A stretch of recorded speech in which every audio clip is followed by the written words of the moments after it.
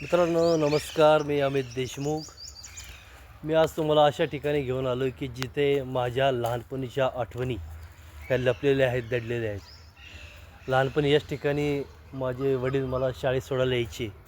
मी एचची शाळेमध्ये होतो आणि त्यावेळेस येताना ज्या ठिकाणी मला माझी जेवणाची सोय व्हायची किंवा सकाळी सकाळी मला जो डब्याला जे खाद्यपदार्थ मिळायचा तो सकाळी 6:45 वाजता मिळायचा आणि ते म्हणजे माझं आवडतं केक असायचं. मला माझे वडील लहानपणी द्यायचे.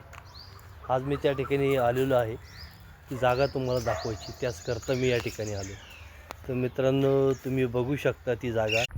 तर मित्रांनो ही जागा आहे ती गोकुल एचचे शाळेमधील, एचचे कॉलनीमधील हेच ती दुकानं जिथं मी लहानपणी मी या ठिकाणी हे जे एक नंबरचं दिसते हे पहिलं, या ठिकाणी मला रोज माझे वडील सकाळी केक घेऊन द्यायचे.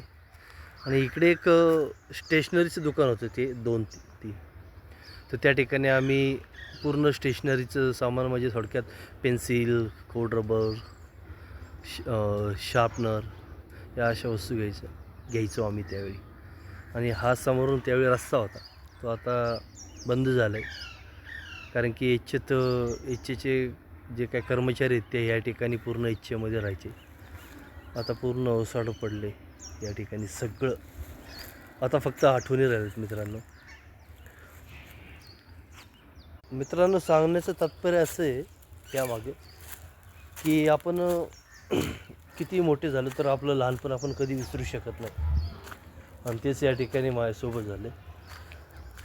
आज मी एचचे शाळेत आलो होतो आणि त्याच रस्त्याने येत असताना मला माझी लहानपणाची आठवण आली. ज्यावेळी माझे पप्पा म्हणजे माझे वडील याच रस्त्याने मला सोडायचे, सायकलवर त्यावेळी सोडायचे. आणि मित्रांनो आज आपण पाहिजे त्या गाड्या, कोणची गाडी जी आवडते ती घेऊ शकतो, पण लहानपणीचं जे प्रेम असतं ते परत परत आपल्या वाटेला येत नाही.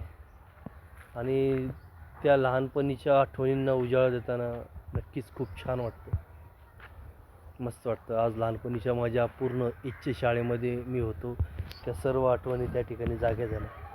खूप छान वाटलं.